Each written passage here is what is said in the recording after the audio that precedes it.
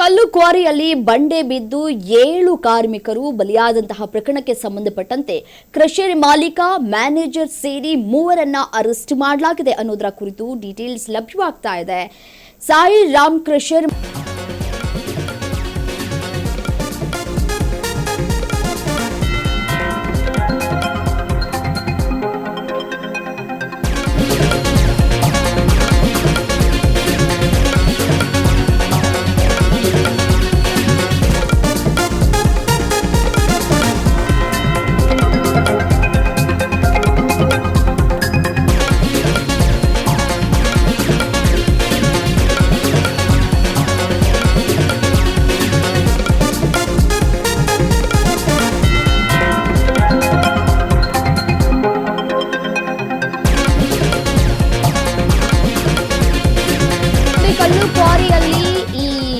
ಪ್ರಕರಣಕ್ಕೆ ಸಂಬಂಧಪಟ್ಟಂತೆ 7 ಜನ ಕಾರ್ಮಿಕರು ಬಲಿಯಾಗಿದ್ದು. ಸೊ ಆ ವಿಚಾರಕ್ಕೆ ಸಂಬಂಧಪಟ್ಟಂತೆ ಕ್ರಷರ್ ಮಾಲೀಕ ಮತ್ತೆ ಮ್ಯಾನೇಜರ್ ಸೇರಿ 3ರನ್ನ ಇದೀಗಾಗಲೇ ಅರೆಸ್ಟ್ ಕೂಡ ಮಾಡಲಾಗಿದೆ. ವಶಕ್ಕೆ ಪಡೆದುಕೊಂಡು ತನಿಖೆಯನ್ನ ಮುಂದುವರಿಸಲಾಗ್ತಾ ಇದೆ.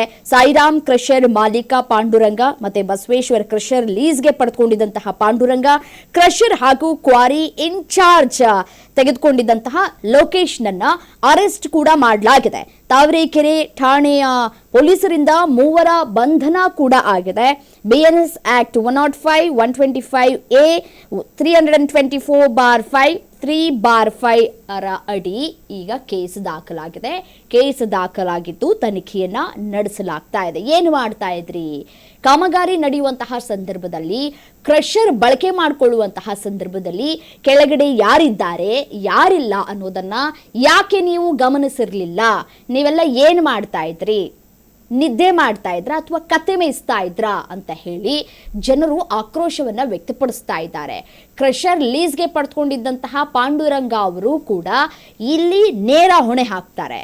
ಸೊ ಕ್ರಷರ್ ಹಾಗೂ ಕ್ವಾರಿ ಇನ್ಚಾರ್ಜ್ ತೆಗೆದುಕೊಂಡಿದ್ದಂತಹ ಲೋಕೇಶ್ನನ್ನ ಅರೆಸ್ಟ್ ಕೂಡ ಮಾಡಲಾಗಿದೆ. ಸೊ ತಾವರೆಕೆರೆ ಠಾಣೆಯ ಪೊಲೀಸರಿಂದ 3ರ ಬಂಧನ ಆಗಿದೆ. ತನಿಖೆಯೂ ಕೂಡ ಸಾಗ್ತಾ ಇದೆ.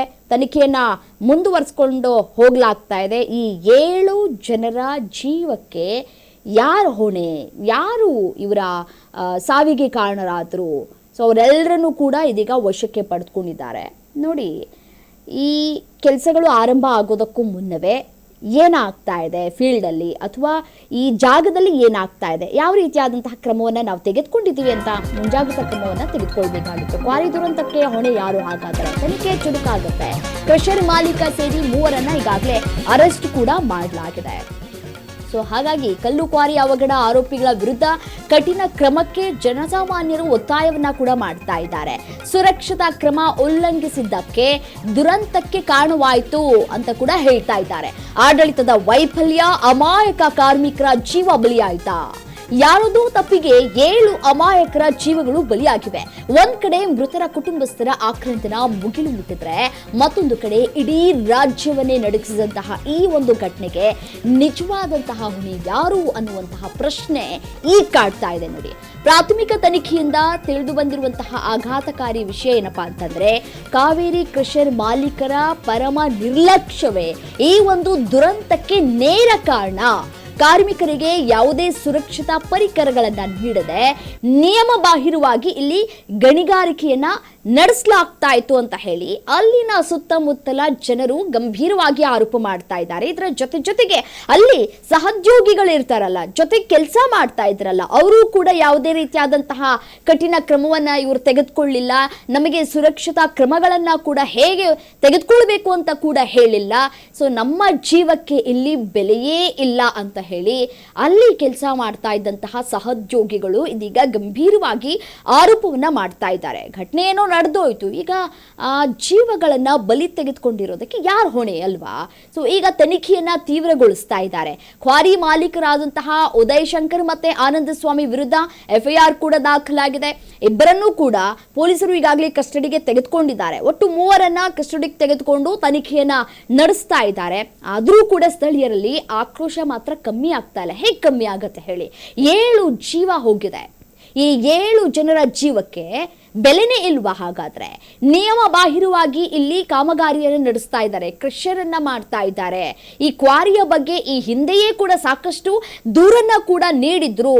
ಆದರೂ ಕೂಡ ಗಣಿ ಇಲಾಖೆ ಮತ್ತೆ ಅರಣ್ಯ ಇಲಾಖೆ ಮತ್ತೆ ಪೊಲೀಸ್ನವರು ಯಾವುದೇ ರೀತಿಯಾದಂತಹ ಕ್ರಮವನ್ನ ಇಲ್ಲಿ ತೆಗೆದುಕೊಂಡಿರಲಿಲ್ಲ. ಸೊ ಹಾಗಾಗಿ ಇಂಥ ಬಹುದೊಡ್ಡ ಒಂದು ದುರಂತ ನಡೆಯೋದಕ್ಕೆ ಇವರೆಲ್ಲರೂ ಕೂಡ ಕಾರಣ ಅಂತ ಕೂಡ ಹೇಳಲಾಗ್ತಾ ಇದೆ.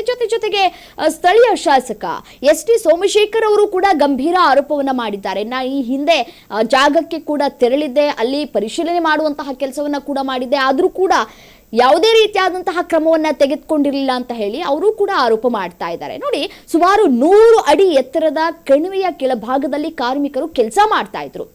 ಅದೇ ಸಮಯದಲ್ಲಿ ಮೇಲ್ಭಾಗದಲ್ಲಿ ಹಿಟಾಚಿ ಯಂತ್ರದ ಮುಖಾಂತರ ಜಾಗವನ್ನ ಸ್ವಚ್ಛಗೊಳಿಸೋದಕ್ಕೆ ಕೆಲಸ ಕೂಡ ಆಗ್ತಾ ಇತ್ತು.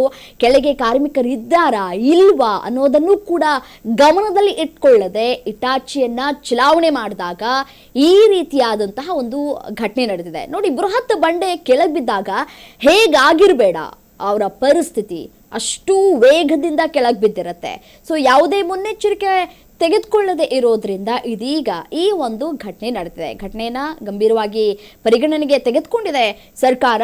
ಸೊ ಮುಂದಿನ ದಿನಗಳಲ್ಲಿ ಮುನ್ನೆಚ್ಚರಿಕಾ ಕ್ರಮವನ್ನ ತೆಗೆದುಕೊಳ್ತೀವಿ ಅಂತ ಹೇಳ್ತಾ ಇದ್ದಾರೆ. ಪರಿಹಾರವನ್ನ ಈಗ ಯಾರು ಈ ಗಾಯಾಳುಗಳಿಗೆ ಚಿಕಿತ್ಸೆಯನ್ನ ಒಂದ್ ಕಡೆ ಏನೋ ನೀಡಲಾಗ್ತಾ ಇದೆ, ತಲಾ 10 ಲಕ್ಷ ಪರಿಹಾರವನ್ನ ಕೊಡಬೇಕು, ಗಾಯಗೊಂಡವರಿಗೆ 5 ಲಕ್ಷ ಪರಿಹಾರವನ್ನ ಕೊಡಬೇಕು, ಯಾರು ಕ್ವಾರಿ ಮಾಲೀಕರಿಂದಲೇ ಕೊಡಿಸ್ಬೇಕು ಅಂತ ಹೇಳಿ ಅಧಿಕಾರಿಗಳು ಕ್ರಮ ಕೈಗೊಂಡಿದ್ದಾರೆ ಅಂತ ಹೇಳಿ ಮಾಹಿತಿ ಸಿಗ್ತಾ ಇದೆ. ಬಟ್ ಯಾವ ರೀತಿಯಾಗಿ ಈ ಕ್ರಮ ತೆಗೆದುಕೊಳ್ತಾರೆ, ಹೇಗೆ ಕೊಡಿಸ್ತಾರೆ, ಅವ್ರು ಕೊಡ್ತಾರಾ, ನೋಡೋಣ ಏನಾಗುತ್ತೆ ಅಂತ ಹೇಳಿ.